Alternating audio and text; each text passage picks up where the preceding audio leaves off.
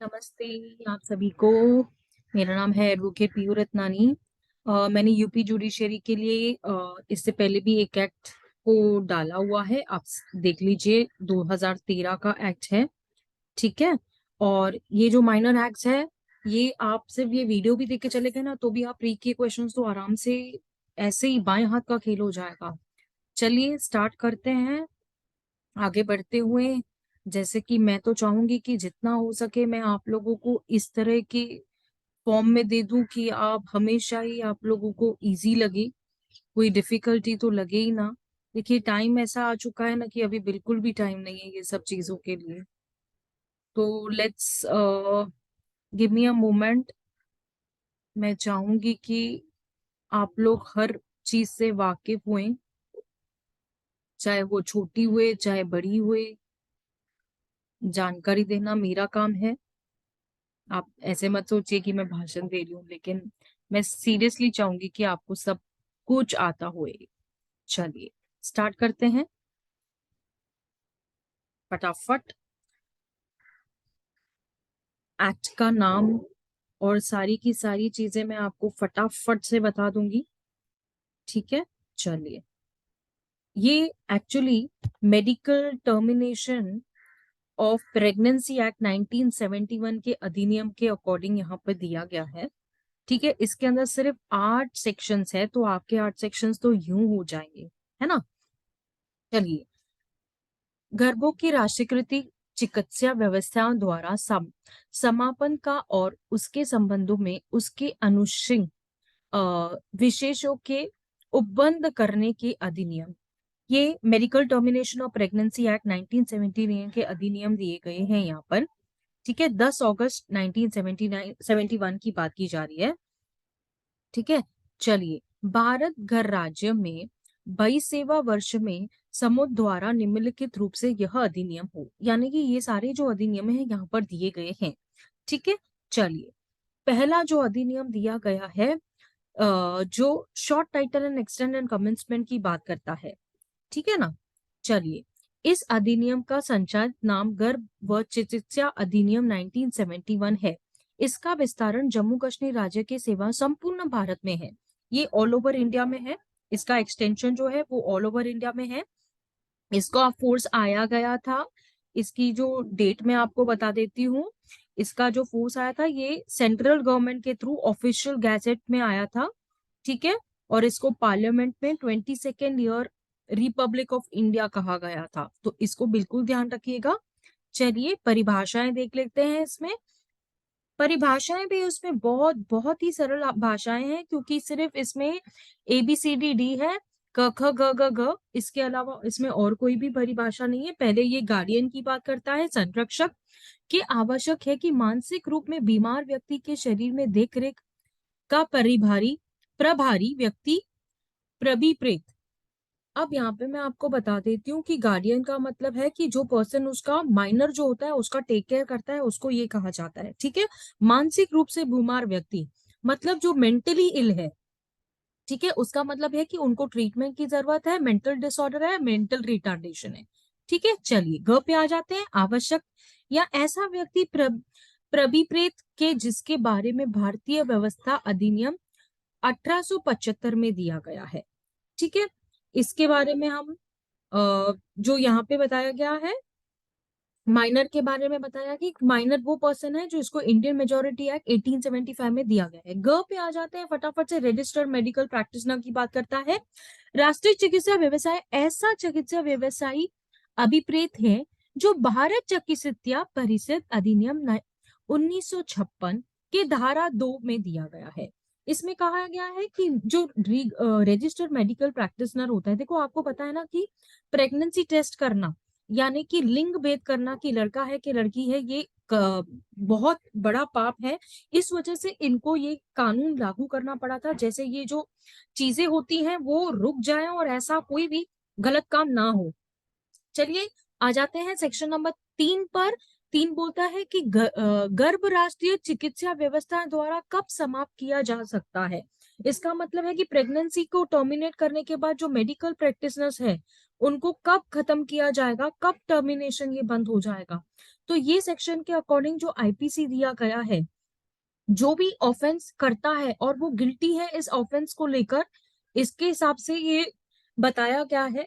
इसमें ये सब्जेक्ट दिया गया है कि 4 प्रेगनेंसी जो टर्मिनेट हो जाती है, जहां पर एक लेंथ होता है प्रेगनेंसी का जो कि 12 वीक के बारे में बताया गया है। लेंथ ऑफ प्रेगनेंसी जो बताया गया है 12 वीक, अगर नॉट लेस देन है तो उसके बारे में यहाँ पे बताया गया है। सेक्शन नंबर 3 को हम एक बात फटाफट रीड कर देंगे, आपको मैं स्पष्टीकरण भी बता दूंगी। एक्सप्लेनेशन बहुत जरूरी है क्योंकि इसमें से आपका जो प्रश्न है वो 100% आ जाएगा। चलिए, भारतीय दंड संहिता के किसी बात पर होते हुए भी यदि कोई भी गर्भ किसी राष्ट्रीयकृत चिकित्सा व्यवसाय द्वारा इसी अधिनियम के बंदों के अनुसार समाप्त किया जाए, वह चिकित्सा व्यवसाय संहिता अधिनियम या किसी अन्य तत्समय प्रवर्तित विधि के अधीन किसी अपराध को दोषी नहीं होगा। देखो इसमें क्या कहा गया है ना, कि कोई भी अपराध अगर दोषी नहीं किया जाएगा, अगर वो आईपीसी के अकॉर्डिंग नहीं किया गया हो तो।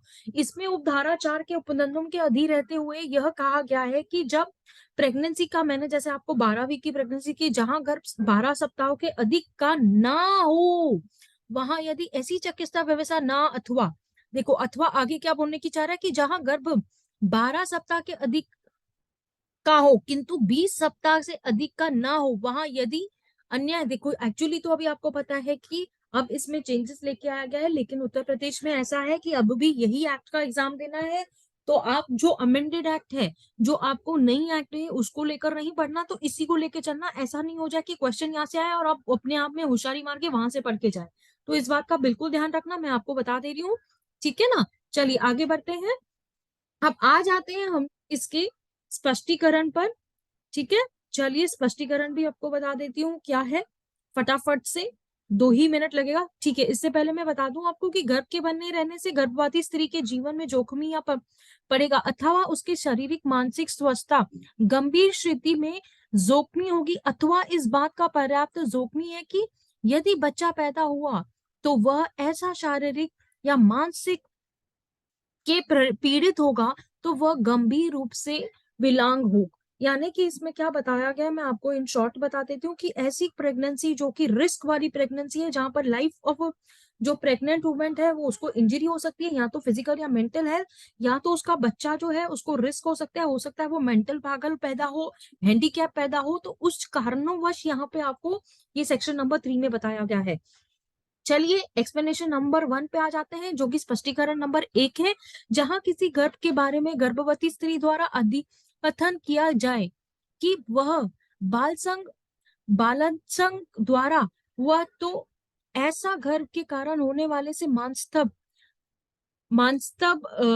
के बारे में यह उदाहरण है कि जाएगी कि वह गर्भवती स्त्री जो मानसिक स्वस्थता में गंभीर स्थिति में है। यहाँ पर मैं आपको इन शॉर्ट बता देती हूँ कि ये एक्सप्लेनेशन 1 जो है कि कोई भी प्रेगनेंसी जो होती है, किसी भी वुमेन को, उसको रेप के कारण की वजह से हुई हो, जो कि हम समझा सके कि उसको ग्रेव इंजरी हुई है, मेंटल या हेल्थ। एक्सप्लेनेशन नंबर 2 पे आ जाते हैं, जो कि स्पष्टीकरण नंबर 2 है। जहां किसी विवाहित स्त्री या उसके पति द्वारा बच्चों के संगत सम्मति रखने प्रयोजन के उपयोग की लगाई गई किसी प्रवृत्ति में व्यवस्था की असफलता के फलस्वरूप कोई भी गर्भ, या जहां ऐसा गर्भ के कारण होने वाले मानसिक के बारे में यह उपधारणा की जा सकेगी कि वह गर्भवती स्त्री मानसिक स्वस्थता के गंभीर स्थिति है, वह इस बात की उपधारण करने की गर्भ के बहाने रहने से उद्धारा में की श्रेति की जोखमी होगा, नहीं गर्भधारी स्त्री के वास्तविक व या उचित रूप से पूर्वज में परिस्थितियों के विचारण किया जा सकेगा। देखो मैं आपको स्पष्टीकरण 2 तो मैं आपको ऐसे ही बता देती हूँ कि जो प्रेगनेंसी होती है वो फेलियर हो जाता है, कि ऐसा मेथड जहाँ पे हस्बैंड और वाइफ को जो एक लिमिटेशन दी गई है कि इससे बच्चा इतने नंबर ऑफ बच्चे ही आप पैदा कर सकते हो, वो अनवांटेड प्रेगनेंसी है। इसके वजह से जो महिला है उन्हें तकलीफ हो सकती है, इंजरी हो सकती है, या फिर उसे तकलीफ देकर कि वो उसका मेंटल हेल्थ, उन सब चीजों का ध्यान रखते हुए इस एक्सप्लेनेशन नंबर 2 को बनाया गया, स्पष्टीकरण नंबर 2 को बनाया गया है। ठीक है, चलिए अगर आपको समझ में आया तो मुझे बिल्कुल बताइए कि कहीं पे भी प्रॉब्लम आ रही है तो, मैं स्पष्टीकरण 2 के आगे चलती हूँ। मैं रीड तो कर चुकी हूँ, फिर भी मैं आपको बता देती हूँ, ठीक है ना। चलो, no pregnancy except the consent of, मैंने प्रेगनेंसी ऐसी नहीं होनी चाहिए कि बिना, जो महिला है उनके बिना मर्जी से आप उनको प्रेग्नेंट कर दें, ये बिल्कुल भी सही नहीं है। ये कहने का मतलब यहाँ पे है कि उनको ये सब नहीं करवाया जा सकता, ठीक है। वह स्थान जहां जगह समाप्त की जा सकेगा, यहाँ पर जो है ना, आपको ये बता रहा है कि जहां पर प्रेगनेंसी को टर्मिनेट किया जा सकता है वो तो हॉस्पिटल होगी, है ना। जहां पर हॉस्पिटल जो कि गवर्नमेंट वाली हॉस्पिटल हो, या फिर वो ऐसा गवर्नमेंट हॉस्पिटल जो डिस्ट्रिक्ट लेवल या कमिटी लेवल या चीफ मेडिकल ऑफिसर के लेवल पे। इसमें एक परंतु दिया गया कि जिला स्तर पर समिति के कम से कम 3 और अधिक से अधिक अध्यक्ष सहित 5 सदस्य जैसे सरकार समय समय पर विनिर्दिष्ट कर दे होगी। यानी कि इसका मतलब कहने का है कि ये प्रोविजन बोलता है कि डिस्ट्रिक्ट लेवल कमेटी में 3 से कम या 3 से 5 लोगों से ज्यादा जो चेयर पर्सन होता है, जो गवर्नमेंट जैसे टाइम टू टाइम यानी समय समय से आपको बताएगी, उसी अकॉर्डिंग ये होगा, ठीक है।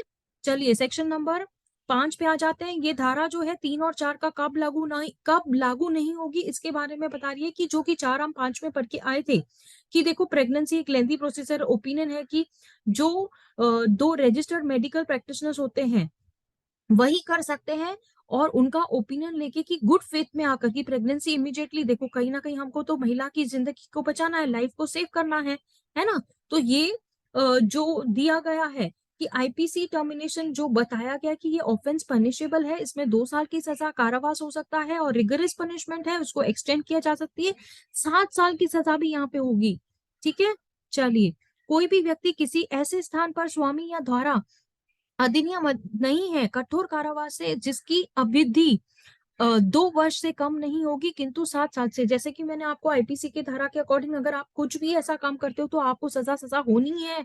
डॉक्टर के पास आप जाओगे, उनके पास ये जो आईपीसी की बुक बाहर पड़ी होती है। चलिए स्पष्टीकरण नंबर 1 पे आ जाते हैं।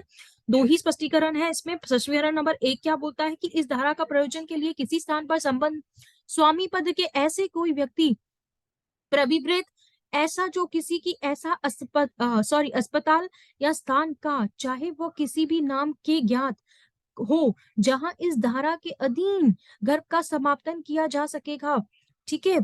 प्रशासनिक प्रधान है या अन्यथा उनके कार्यकरण में के लिए जिम्मेदार है। अब इस एक्सप्लेनेशन को जरा सी पॉइंट में आपको समझा देती हूँ कि इसको जो ओनर बताया गया है कि जो उस प्लेस का ओनर होता है, हेड होता है, वो रिस्पॉन्सिबल होगा इसके हॉस्पिटल का, प्लेस का, जहां पर प्रेगनेंसी टर्मिनेशन एक्ट को लगाया गया है। एक्सप्लेनेशन 2 यानी स्पष्टीकरण नंबर, इस धारा के प्रयोजन के लिए धारा नंबर 2 कि खंड ग के उपबंधों के उत्पादन भाग जितना राष्ट्रीयकृत चिकित्सा व्यवसाय द्वारा स्त्री रोग विज्ञान और प्रसूत विज्ञान अनुभव का प्रशिक्षण रखने का संबंध में है, लागू ना होगा। इसके बारे में आपको मैं बता देती हूँ कि ये जो स्पष्टीकरण नंबर 2 है, ये इस सेक्शन को लेकर है कि जो सी क्लॉज में हम लोगों ने देखा कि जो एक्सपीरियंस ट्रेनिंग गायनाकोलॉजिस्ट होते हैं, जिन्हें इनका ज्ञात होता है, वो ही करेंगे। आप जाके कहीं पे भी जाके करवाओगे तो आप इसकी भी आपको सजा मिलेगी, ठीक है। 6 पे आ जाते हैं।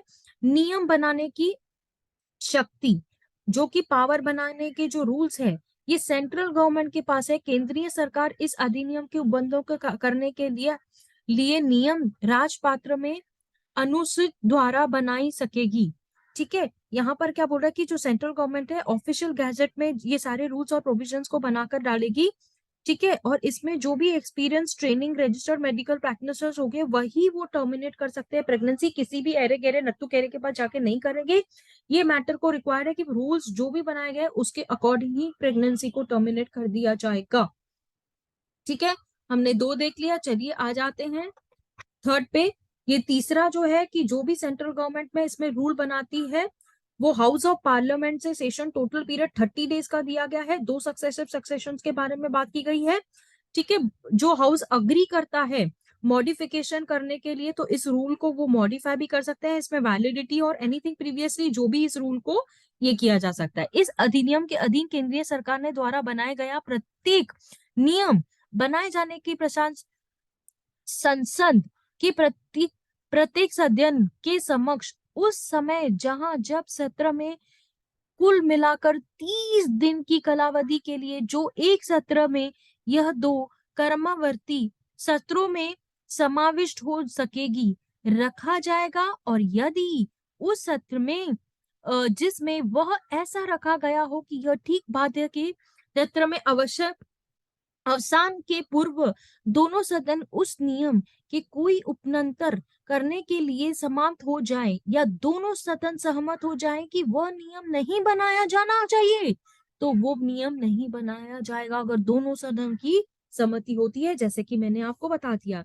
चलिए आ जाते हैं, जो कि ये बोलता है कि विनियम बनाने की शक्ति, यानी कि ये बोल रहा है कि जो भी पावर बनाए जाएंगे रूल्स बनाने के लिए, अगर स्टेट का, राज्य सरकार के विनियम धारा के है, तो धारा नंबर 3 के उपधारा में यह था, निर्दिष्ट राज्यों में संबंध राष्ट्रीयकृत चिकित्सा व्यवसाय की चिकित्सा व्यवसायों द्वारा ऐसा प्रारूप में और ऐसा समय पर जो उन विनियमों को विनिर्दिष्ट हो प्रमाणित किया जाने के, तथा ऐसे प्रमाण पत्रों को परीक्षण या व्यवन की उपेक्षा कर सकेगी। अब मैं यहाँ पे आपको बता दूं कि ये जो ओपिनियन लेते हैं सबसेक्शन 3 के अंदर की जो भी मेडिकल प्रैक्टिशनर्स है, टाइम टू टाइम जो सर्टिफिकेट्स देंगे उनको वो उसी तरह से प्रिजर्व करेंगे, डिस्पोज करेंगे।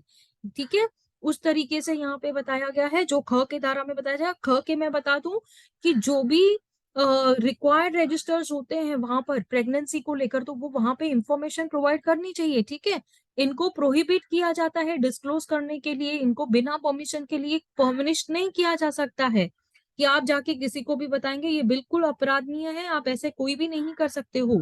ठीक है, कोई भी व्यक्ति जो उपधारा के अधीन बनाए गए किसी भी विनियम के जानबूझकर उल्लंघन करेगा, या उनके अपेक्षाओं के अनुपालन करने की जानबूझकर असफल रहेगा, जो जुर्माना जो 1,000 रुपए तक का होगा, दंडनीय होगा। इसी को आपको याद रखना है, 1,000 रुपीज फाइन विलफुली। अगर आप ऐसा कोई भी फेल करते हो इस करने के लिए, इस रेगुलेशन को छोड़ के आप ऐसा कोई भी काम करते हो, तो वो तो आपको 1,000 रुपए का फाइन भरना ही पड़ेगा।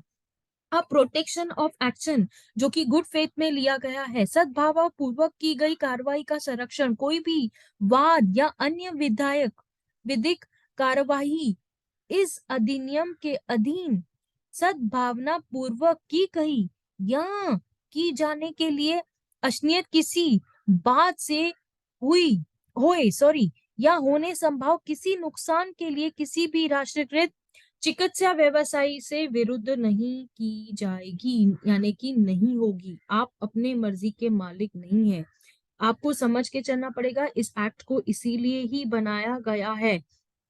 ठीक है, अब अगर मैं आपको रूल नंबर 8 को पूरी तरह से मैं आपको बता दूं कि ये कोई भी सूट या कोई भी लीगल प्रोसीडिंग्स आप इस मेडिकल प्रैक्टिशनर के अगेंस्ट नहीं कर सकते हो। डैमेज जो आपको हुआ है गुड फेथ में अगर हुआ है, तो इस एक्ट के अंदर उसको दिया गया है। समझ के चलने की है, 8 सेक्शंस है, ज्यादा कोई बड़ा नहीं है। चलिए, आई होप आपको ये एक्ट समझ में आए। यूपी वाले आपको मैं हर दिन एक पैक प्रोवाइड करूंगी और हिंदी में हम पढ़ेंगे, तो जैसे आपको कहीं ना कहीं आप इस वीडियो को देख के भी चले जाएंगे ना, तो भी बहुत हो जाएगा। चलिए मिलते हैं अगले वीडियो में। मैं चाहूंगी कि प्लीज आप मेरी हेल्प कीजिए, आप वीडियोस को देखिए, आपकी ही मदद होगी। और ये सिर्फ उत्तर प्रदेश वालों के लिए है। जैसे मैं और भी मदद करना चाहूंगी, आप मेरी मदद कीजिए, मैं आपकी मदद करूंगी। आप मुझे सिर्फ ब्लेसिंग्स देते रहिए। चलिए, नमस्ते, शुक्रिया।